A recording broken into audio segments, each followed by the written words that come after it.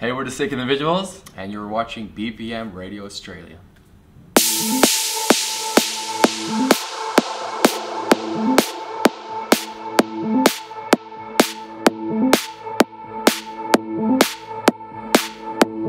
Hi everyone, welcome to another episode of BPM Radio Australia. I'm here with Jim and Ray, Sick Individuals. Guys, thanks for joining us on BPM Radio. Good to be here, good morning. Thanks for having us. Welcome to Australia. Thank you. First time in Australia? It is, yeah. We actually arrived 1 week ago. So we did already like 6 shows and we have 2 more to go. So. Oh no, we did 4 shows with 2 more to go. Yeah. And what are your impressions of Australia so far? It's good. We actually ate crocodile and kangaroo. Yeah? And so the food is good. I haven't even tried that. No, really? Yeah, no, I haven't. Oh, it's Are you great. a real Australian then? Yeah, I was born here. Yeah. Oh, we tried. It was good. Yeah, it was tasty. Yeah. So you recommend me try some? Oh, definitely. Yeah. And like we visit Sydney, it was nice, like to see the city and all the opera house and. So now, and everyone's really friendly, and the shows are going great. Like people have a lot of energy in the room, so yeah. It's all good. What have you noticed is different about playing in Australia compared to all the other countries that you guys have played at?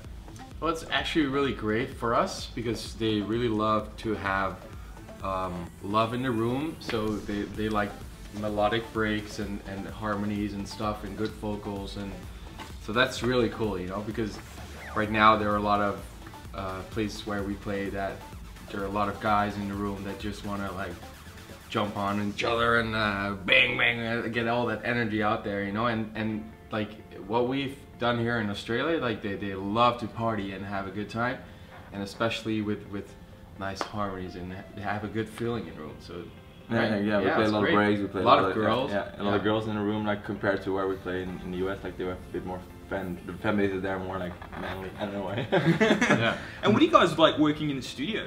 Like, does one of you come up with the idea first and then the other sort of adds to we're that? both, like everyone is asking the same question because like a lot of DJs work like that, yeah. like one is a DJ, one is a producer, but for us it's really like the same thing, we're both producing and DJing because we met each other on like an art school, so we both studied music, so we both know what's up, so that's for us it's easy to switch projects, and we have 2 studios, so we switch projects back and forth. Oh, beautiful. So that's how we exchange ideas, so that's how we work. And what software are you guys using to produce? Logic. Yeah. I started with Reason, he started with Fruity Loops. Yep. So, but it's not like that I'm recommended to everyone else, or I use it, so I definitely recommend it. Like, I'm fine with it, but I think nowadays you can use every program. Yeah. So when you guys actually met at school, high school or university? No, it's a school for music. It's School of Arts. So we studied composition and music production together. Oh, beautiful. And that was 4 years. So yeah, he has his master's degree. I just finished last year. Congratulations. In music, and I have my bachelor. So at what point did you guys actually decide to form Sick Individuals? 3 years ago, I think. But first we were like just like really. Those were not like a serious idea. It was more like just, or we wanted to start a label. We were thinking about starting a label or like whatever. But then, like we had a company for music for TV commercials. So we make like music for big brands like Audi, Mercedes, like like a lot of McDonald's we did. There you go. Yeah. So like just for fun, we started to make house music, and we sent it over to some labels, and it got picked up really quick. So that's how everything started. And what was your breakthrough moment? How did you get picked up and started? Like the first like entrance to the scene, you mean? Yeah. It's we asked the bingo players because we were like really big fan of them, and still he's doing great now, and yeah, unfortunately they are only with one now, but it's like in the beginning we were always looking up to their sound, and so we asked the manager of them like to do a remix of our song. And he's like, no, you guys are too small, but your song is actually really good, so they invited us to the office, and that's how everything started. Yeah. Oh, beautiful. Yeah, so we got the bingo players to thank for that. Yeah, a little bit. Shout out to the bingo players. Yeah, for sure, yeah. And look, there's so many talented acts in the Netherlands. Did you guys find it hard to stand out from everyone else at sea? Because I mean, everyone seems to be doing a good job in the Netherlands. No, I don't think that's definitely not a problem, because there's still a lot of room for a lot of DJs, and we see that America is doing a better job this year. There are some American DJs coming out there, like, and even Australian DJs. So I think the competition started. I think a year ago it was only about Sweden and Holland. Yeah. And now a lot of DJs are picking up. And who's the bigger party animal of the both of you?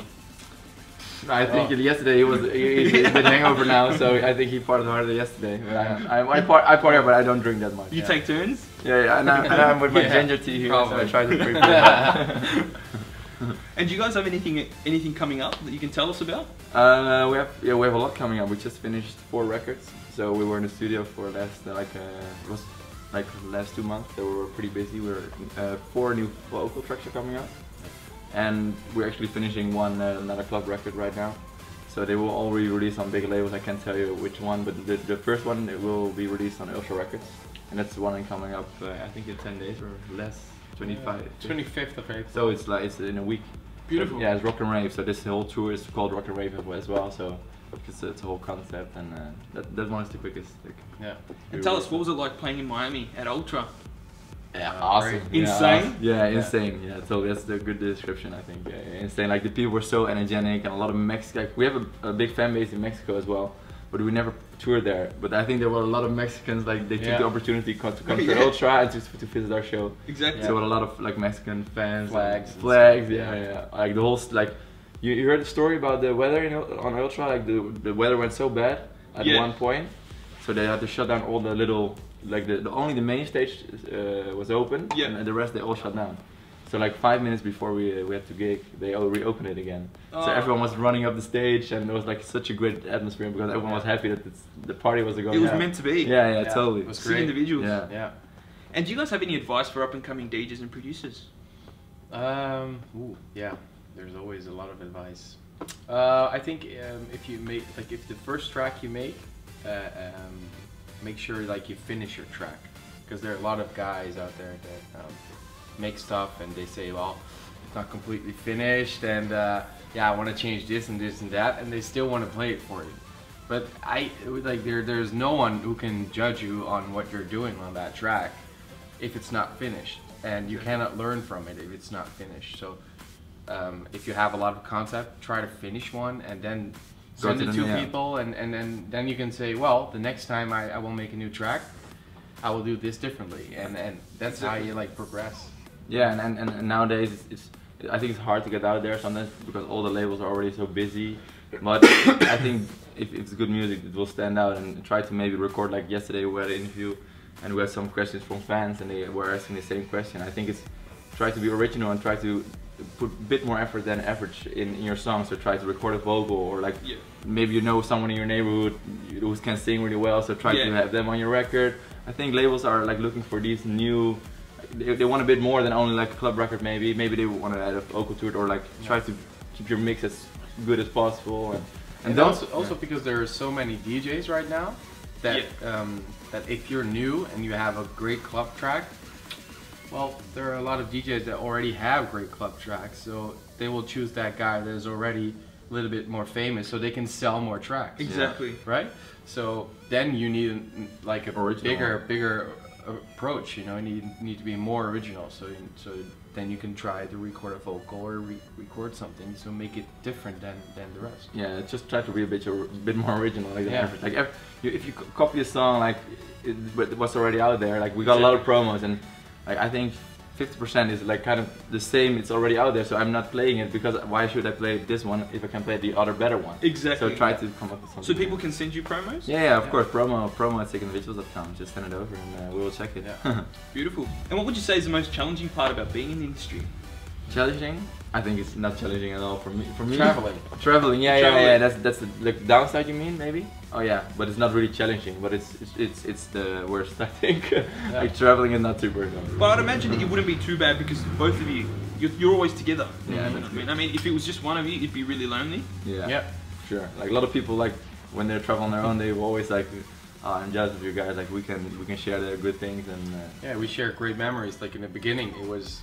The first thing you do, like the first international gig we did was in Germany. Well, it's super international because that's next to us in Holland, but still, that was quite a big deal for us. So we got a nice hotel, and I was imagining like, okay, if I was here by myself, how would it be? You know? And well, we were like jumping on the bed and having a good time and having drinks. You know, first international gig. And you know, those things you remember, and traveling to cities and being here for the first Yeah, time that's cool. is such a milestone, you know, for us. Like, this is so far away from us, from home, and we did this because we made music together in Holland, and that's something super cool. Yeah, it's so fun. Like you traveling the world because you just make music in your bedroom. That's Yeah. It's still a good idea. Yeah. Yeah. That's true. Yeah. And is there anything that you guys would like to achieve that you haven't achieved yet? Oh, for sure. Like we want to, like this year. I think if you keep it close, I think this year we're playing all like major festivals, and that's already a thing we didn't do. Like last year we played a lot of club shows though, but now we're like stepping up the game a little bit and doing the big festivals too. So that's one thing I'm looking forward to. And like we were thinking about our own, like more doing our own tour, more our own show. We want to do like a more visually maybe greater, bigger show around 6 individuals. We're all thinking about that already. So.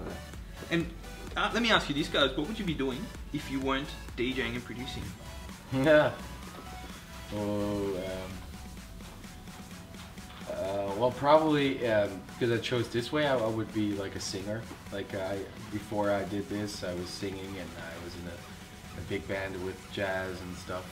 And so I took a totally different road, and I'm super happy I did it. But probably would choose a different direction in music. Yeah, but still in music. Yeah. I think it would be music as well, but if I wasn't, I think I was a policeman. Policeman? Yeah. I wanted to be police, become police. I worked for the police like for like an internship already. I think it was really nice. I would be a criminal. Yeah. Sick individual. And what do you guys have coming up in 2014? Yeah, I already told you, like we have a lot of vocal records coming up, so like 4 more to go, and also nice shows like we're playing in Tomorrowland. Sensation. Sensation in Russia. That's gonna be amazing. After this, we're doing a tour in Asia, and after that tour, we're doing a tour in the US again. Yeah. So yeah, a lot of like busy all Party the it time. up, boys. Party it up. And maybe we'll do some remixes in between. Like if it's a good track, we will definitely like take it. Do you guys have any pre-gig rituals before you get up there on stage? Rituals? Yeah. Not really. Like no.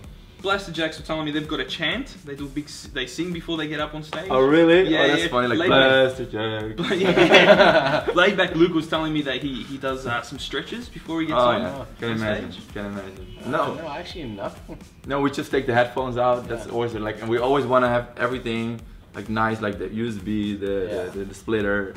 Make sure you've got everything. Everything, and then I think we high five after the gig always, that's and good. talk. That's something we do. Like after the gig, after we go down out on the stage, then we talk about like how it was for you and how it was for me, and then we say, okay, well, if one of us didn't enjoy it or one of us did really enjoy it, we always say, well, fuck it, we're having a good time now.